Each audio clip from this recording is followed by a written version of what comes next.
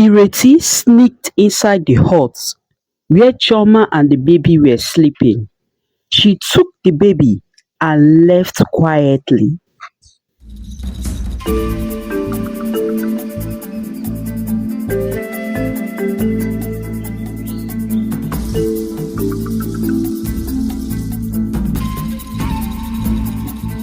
Chioma's heart raced as she felt the effects of the poison.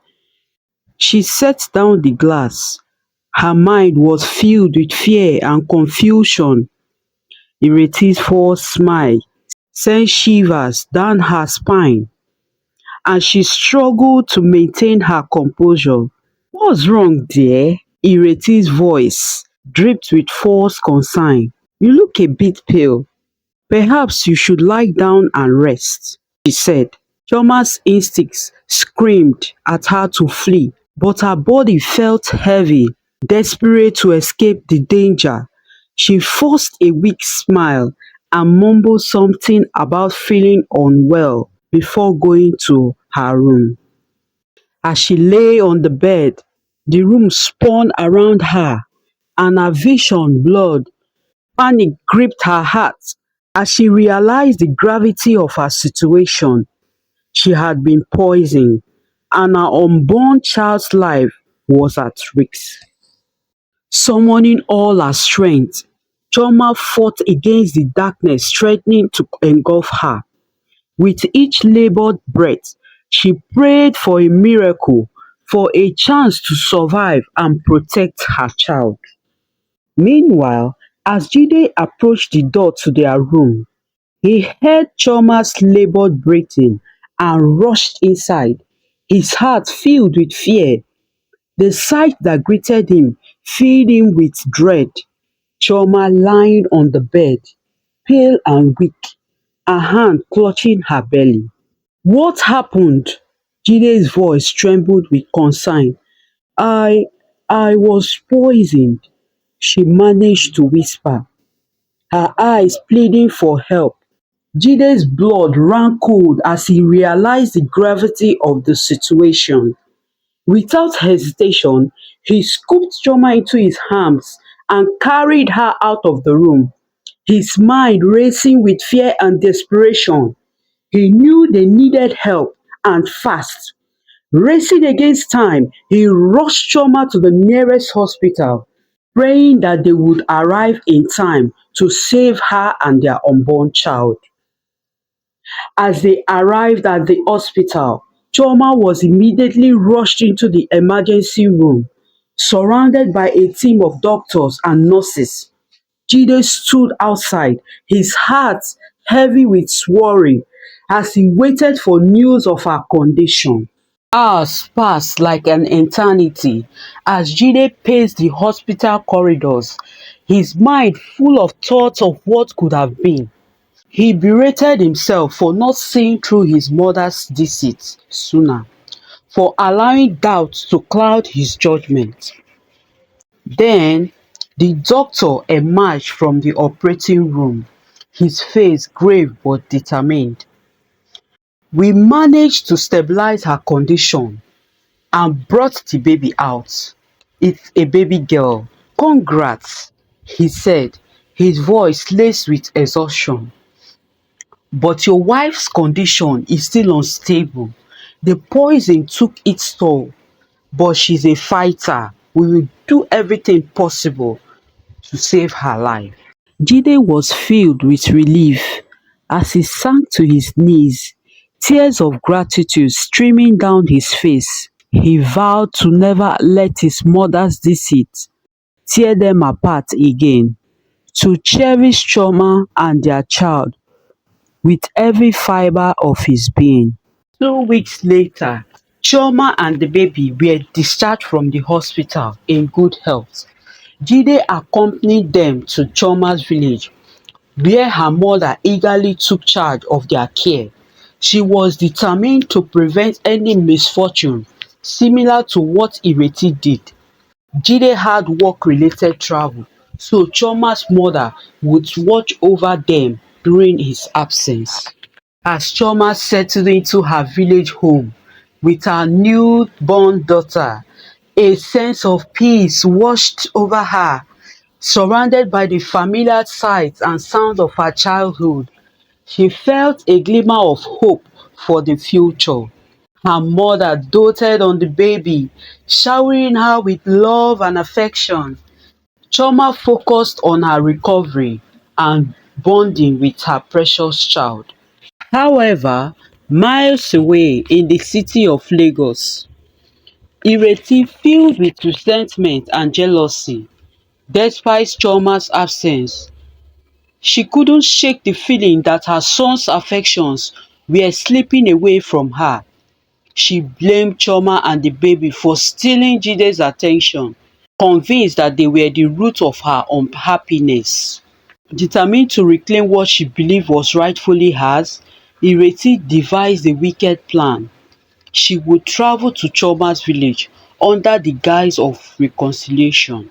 With a heart filled with hatred, Ireti set off on her journey to Umuofia village, her mind consumed by thoughts of vengeance. One morning, Ireti hid and watched as Chioma's mother went to the market. Ireti sneaked inside the hut where Chioma and the baby were sleeping. She took the baby and left quietly. When Chioma woke up, she couldn't find her baby. She looked everywhere but couldn't see her. Chioma felt really sad and scared. Then she saw a piece of her baby's blanket stuck in the door. She realized someone took her baby while she was sleeping. Chioma cried and ran out of the hut to find her baby. With tears streaming down her cheeks, she saw some group of women gossiping by the market square. She approached them, her voice trembling as she pleaded for help. "Please, have you seen a woman carrying a baby? My daughter, she's gone and I don't know where to find her." Chioma's words came out in a rush, her voice choked with emotion. The women exchanged worried glances before one of them spoke up, her expression sad. "We saw Ireti leaving the village early this morning. She was carrying a baby in her arms. We didn't think much of it at that time. But now that you mention it, it seems suspicious." Chioma's heart sank at the mention of Ireti's name. She knew that her mother-in-law was behind her daughter's disappearance. Without wasting another moment, Chioma set off in the direction the women had indicated. She prayed silently, begging for the strength to endure whatever lay ahead. As Ireti fled with the baby to a distant village, day after day, Chioma's heart ached with agony of separation. Her tears a constant reminder of the void left by her daughter's absence. Jide remained her unwavering pillar of support, his love for Chioma only growing stronger with each passing moment. Jide vowed to do whatever it took to reunite their family. He sought the help of the villagers, promising a handsome reward to anyone who could provide information leading to his mother and the baby. Days turned into weeks, and still there was no sign of their child. Then one fateful day, a villager approached Chioma with news that Ireti had been sighted in a neighboring village. Without hesitation, Chioma rushed off in pursuit. Following the directions given to her, Chioma located the hut where Ireti was hiding. As she entered, her eyes locked with Ireti's. "Please, Ireti, give me back my baby," Chioma pleaded, her voice trembling with desperation. But Ireti's heart remained hardened as she held the child tightly to her chest. Suddenly, in the midst of their confrontation, something slipped from Ireti's grasp. In that moment of distraction, Chioma seized the opportunity. She rushed forward to reclaim her baby. But before she could reach her, Ireti stumbled and fell to the ground. And as the baby was about to fall, Chioma's maternal instinct kicked in. He reached out with trembling hands to catch her before it was too late. With tears streaming down her face, Chioma cradled her baby close. Just then, Jide burst into the hut, his eyes wide with shock and disbelief. Rushing to Chioma's side, Jide enveloped them in a tight embrace. Ireti was later rushed to the hospital, but despite her wicked deeds, Chioma and Jide chose to forgive her, knowing that holding on to anger would only poison their own hearts. 2 weeks later, Jide made up his mind to confess to Chioma about what he did to her father. He traveled to the village. He had rehearsed his confession 100 times, but now that he was face to face with Chioma, he couldn't utter a word. But he summoned up courage. Chioma, Jide began, "Your father's dead. It wasn't an accident," he blurted out. "I hired those men to scare him. I I thought it would force him to accept our love." Chioma's eyes widened and she sank onto the straw mat. "What are you saying, Jide? I didn't want to harm him, Chioma. I just wanted him to accept the marriage proposal. But the kidnapping went wrong and he was mistakenly killed." Her grief turned to anger. "How could you? My father was a good man and you took him away from me." Jide's tears flowed freely now. "I can't sleep, Chioma. Every night I see his face, the fear in his eyes as they attacked him. I've become a prisoner of my guilt." As Chioma's mother entered the hut, she froze in disbelief as she listened to Jide's words. A wave of dizziness washed over her and she collapsed to the ground. Chioma's eyes widened in horror, with tears streaming down her cheeks. She turned to Jide. "How dare you?" Chioma spat, her voice filled with anger. "You've destroyed everything we had. You've taken away my father. Leave this place, Jide, and never return." He wanted to beg for forgiveness, but he knew he had no right. With a heavy heart, Jide rose to his feet, his gaze filled with remorse. Without a word, he turned and fled from the hut. Alone with her mother's still form, Chioma sank to her knees, her shoulders shaking with sobs.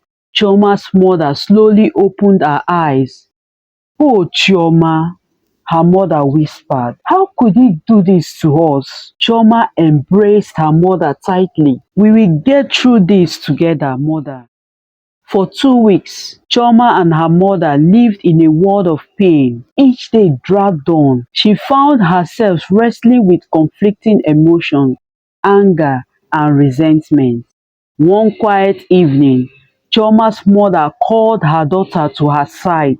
"Chioma, we cannot change the past, nor can we erase the pain that Jide has caused us. But holding on to anger and bitterness will only poison our own heart. We must find it within ourselves to forgive, not for his sake, but for ours." Chioma nodded as her mother uttered the words she had longed to speak. "I forgive him, mother. I choose to let go of the chains of resentment and anger, and to embrace the freedom that comes with forgiveness."